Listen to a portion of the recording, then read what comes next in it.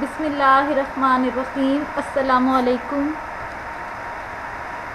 دار ارقم اسکول سرگودھا کی on line class میں آپ سب کو خوش آمدید۔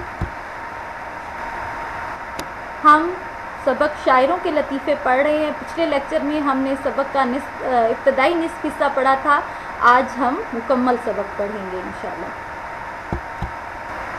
عبارت نمبر 4، مشکل الفاظ کے معنی اور وضاحت۔ ایک مشاعرے میں شیخ امام بخش ناسخ ایسے وقت پہنچے کہ جلسہ ختم ہو چکا تھا۔ مشاعرہ شاعری کی محفل۔ شیخ امام بخش ناسخ یہ لکھنوی شاعر تھے اور اصلاح زبان کے حوالے سے ان کی خدمات قابل ذکر ہیں۔ ان کے شاگردوں کی ایک بہت بڑی تعداد ہندوستان میں موجود تھی۔ ایسے وقت پہنچے کہ جلسہ مشاعرہ ختم ہو چکا تھا، مگر خواجہ حیدر علی آتش یہ بھی لکھنوی شاعر تھے، شیخ امام بخش ناسخ کے ہم زمانہ شاعر تھے۔ چند شعراء ابھی موجود تھے۔ یہ جا کر بیٹھے۔ تعظیم رسمی کا مطلب ہے رواج کے مطابق دعا سلام، مزاج پرسی، خیریت دریافت کرنا۔ کہا جناب خواجہ صاحب مشاعرہ ختم ہو چکا۔ انہوں نے کہا کہ سب کو آپ کا اشتیاق، شوق رہا، انتظار رہا۔ شیخ صاحب نے یہ مطلع پڑھا، جو خاص ہے وہ شریک گروہ عام نہیں۔ شریک گروہ عام لوگوں کی محفل میں شریک، شمار دانے تسبیح میں امام نہیں۔ اس شعر میں لفظ امام ذو معنی ہے، تسبیح کا وہ دانہ جس سے باقی دانے جڑے ہوتے ہیں لیکن اسے گنا نہیں جاتا۔ امام کی اہمیت مسلم ہے لیکن یہ گنتی میں شمار نہیں ہوتا۔ امام بخش نے یہ لفظ اپنے نام کی مناسبت سے استعمال کیا۔ اب اس کی مختصر سی وضاحت سن لیں کہ ایک دن کا ذکر ہے کہ لکھنؤ کے نامور شاعر امام بخش ناسخ محفل مشاعرہ میں دیر سے پہنچے، جبکہ مشاعرہ ختم ہو چکا تھا۔ لکھنؤ کے مشہور شاعر خواجہ حیدر علی آتش، جنہیں لکھنؤ کا نمائندہ شاعر تسلیم کیا جاتا ہے، وہ اور دوسرے شعراء بھی محفل میں موجود تھے۔ امام بخش ناسخ نے حاضرین محفل کو عام رواج کے مطابق سلام دعا کی اور سب سے خیریت دریافت کی۔ جب محفل کو بے رونق پایا تو انہوں نے خواجہ صاحب سے پوچھا کہ محفل مشاعرہ ختم ہو چکی ہے؟ آتش نے جواب دیا کہ محفل برخاست ہو چکی ہے۔ آتش اور دیگر حاضرین محفل نے شکوہ کیا کہ سب لوگوں کو آپ کا انتظار تھا، آپ کی کمی سب نے محسوس کی، کیونکہ سبھی آپ کا تازہ کلام سننے کے لیے بےتاب تھے۔ یہ سن کر امام بخش ناسخ نے فوراً غزل کا مطلع پڑھا، جس کا مطلب یہ ہے کہ جو خاص لوگ ہوتے ہیں وہ عام لوگوں کی محفل میں شریک نہیں ہوتے، کیونکہ تسبیح کے دانوں میں امام کو شمار نہیں کیا جاتا۔ شیخ صاحب نے اپنے نام امام بخش کی نسبت سے شعر میں امام کا لفظ استعمال کیا۔ چونکہ لفظ امام موقع محل کی مناسبت سے استعمال کیا گیا تھا، اس لیے ناسخ کے فی البدیہہ جواب سے تمام حاضرین محفل محظوظ ہوئے اور ان کی بہت زیادہ تعریف کی۔ اگلی عبارت دیکھتے ہیں جو کہ لکھنؤ کے نمائندہ شاعر خواجہ حیدر علی آتش اور ان کے شاگرد سے متعلق ہے۔ ایک شاگرد اکثر بیکاری کی شکایت گلا لے کر سفر کا ارادہ ظاہر کیا کرتے تھے۔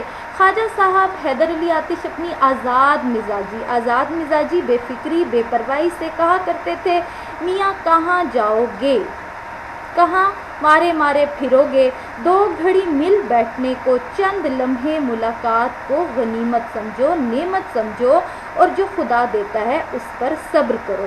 ایک دن وہ آئے اور کہا، حضرت رخصت کو آیا ہوں، جانے کی اجازت لینے آیا ہوں۔ فرمایا، خیر باشد، خیر تو ہے، کہاں؟ انہوں نے کہا، کل بنارس کو روانہ ہوں گا۔ بنارس ہندوستان کا شہر ہے، کچھ فرمائش ہو، کچھ مطالبہ ہو تو فرما دیجئے۔ آپ ہنس کر بولے، اتنا کام کرنا کہ وہاں کے خدا کو ذرا ہمارا بھی سلام کہہ دینا۔ وہ حیران ہو کر بولے کہ حضرت یہاں اور وہاں کا خدا جدا ہے؟ کیا یہاں اور وہاں کا خدا الگ الگ ہے؟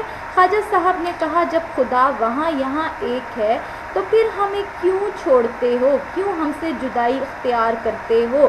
جس طرح اس سے وہاں جا کر مانگو گے اسی طرح یہاں مانگو، جو وہاں دے گا یہاں بھی دے گا۔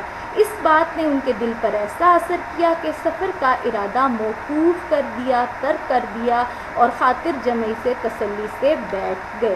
خواجہ حیدر علی آتش چونکہ دنیا سے بے نیازی کا وصف رکھتے تھے، ان کے ایک شاگرد جو بے روزگار تھے اور بیکاری کا گلہ اکثر کرتے رہتے تھے اور اس وجہ سے وہ دوسرے شہر جانے کا ارادہ رکھتے تھے، ایک دن خواجہ حیدر علی آتش کے پاس آئے اور کہنے لگے کہ میں بنارس جا رہا ہوں، اگر آپ کی کوئی فرمائش ہو تو آپ بتا دیجئے۔ تو خواجہ حیدر علی آتش نے کہا کہ ایسا کرنا کہ وہاں کے خدا کو میرا سلام کہہ دینا۔ تو وہ حضرت بڑے حیران ہوئے اور کہا کہ کیا یہاں اور وہاں کا خدا جدا ہے؟ تو خواجہ صاحب نے کہا جب خدا وہاں یہاں ایک ہے تو پھر تم ہم سے جدائی کیوں اختیار کرتے ہو؟ جس رب پر وہاں یقین رکھتے ہو وہی رب یہاں بھی ہے، وہی رزاق دو عالم ہے۔ حضرت عمر رضی اللہ تعالیٰ عنہ کا قول ہے کہ اگر تمہیں یقین ہو کہ رزق اللہ دیتا ہے تو تم رزق کی بجائے اللہ کی تلاش کرو، کیونکہ اللہ نے جس کا جتنا رزق مقرر کر رکھا ہے وہ رزق انسان کے پیچھے آتا ہے، جبکہ انسان رزق کے پیچھے بھاگتا ہے۔ پھر وہ حضرت جو ہیں خواجہ حیدر علی آتش کی بات سے بہت متاثر ہوئے اور معرفت بھرے پیغام نے ان کے دل پر ایسا اثر کیا کہ انہوں نے سفر کا ارادہ ترک کر دیا اور تسلی سے بیٹھ گئے۔ عبارت دیکھیں گے اب ہم۔ ایک دن معمولی دربار تھا، معمول کے مطابق دربار لگا ہوا تھا۔ کون سے بادشاہ کا؟ بادشاہ بہادر شاہ ظفر کا دربار معمول کے مطابق لگا ہوا تھا۔ امراء، وزراء اور خاص لوگ اپنی اپنی نشستوں پر براجمان تھے۔ استاد ابراہیم ذوق بھی حاضر تھے۔ استاد ابراہیم ذوق جو ہیں یہ بہادر شاہ ظفر کے استاد بھی تھے اور ان کے خاص مصاحبوں میں ان کا شمار ہوتا تھا۔ ایک شہزادہ تشریف لائے، وہ شاید کسی اور مرشد زادی، شہزادی یا بیگمات میں سے کسی بیگم صاحب کی طرف سے کوئی درخواست لے کر آئے تھے۔ انہوں نے آہستہ آہستہ چپکے بادشاہ سے کچھ کہا اور رخصت ہو کر چلے گئے۔ حکیم احسن اللہ خان، یہ بہادر شاہ ظفر کے ذاتی معالج تھے، یہ بھی محفل میں موجود تھے۔ انہوں نے گزارش کی، صاحب عالم شہزادے، اس قدر جلدی یہ آنا کیا تھا اور تشریف لے جانا کیا؟ یعنی آپ اتنی جلدی آئے اور فوراً تشریف لے جا رہے ہیں، یہ آنا اور چلے جانا کیا معنی رکھتا ہے؟ صاحب عالم شہزادے کی زبان سے اس وقت فوراً نکلا، اپنی خوشی سے آئے نہ اپنی خوشی سے چلے۔ بادشاہ بہادر شاہ ظفر نے استاد ابراہیم ذوق کی طرف دیکھ کر فرمایا، استاد ذرا دیکھیے، صاف مصرع ہوا ہے، کتنا واضح مصرع ہوا ہے۔ استاد صاحب نے بے توقف، بغیر رکے، بغیر ٹھہرے عرض کی، حضور لائی حیات آئے یعنی زندگی ہمیں اس دنیا میں لے کر آئی، قضا لے چلی چلے، موت ہمیں اس دنیا سے واپس عالم بالا میں لے جائے گی۔ اپنی خوشی سے آئے نہ اپنی خوشی سے چلے، ہم نہ اس دنیا میں اپنی خوشی سے آئے ہیں نہ ہم نے اپنی خوشی سے واپس جانا ہے۔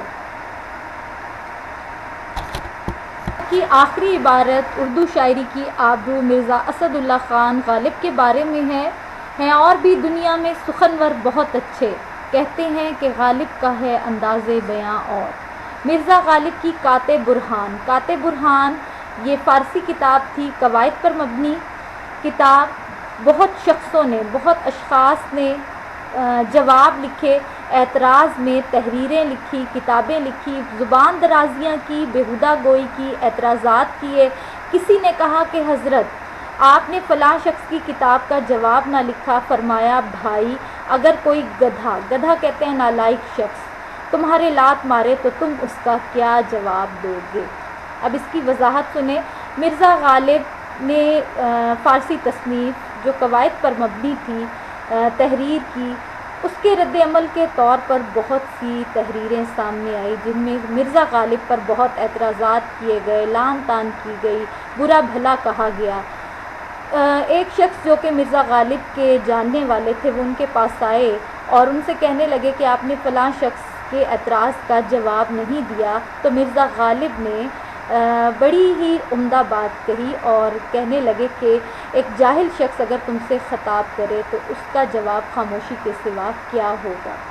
برائی کا جواب برائی سے دیا جائے تو برائی بڑھتی ہے، اور برائی کو بھلائی سے، اچھائی سے ختم کیا جائے تو برائی ختم ہوتی ہے، کیونکہ کیچڑ میں پتھر پھینکا جائے تو کیچڑ اپنے کپڑوں کو بھی آلودہ کرتی ہے۔ اس کے ساتھ ہی آج کا چیپٹر مکمل ہوا۔ اب آپ سب سے اجازت، اللہ حافظ۔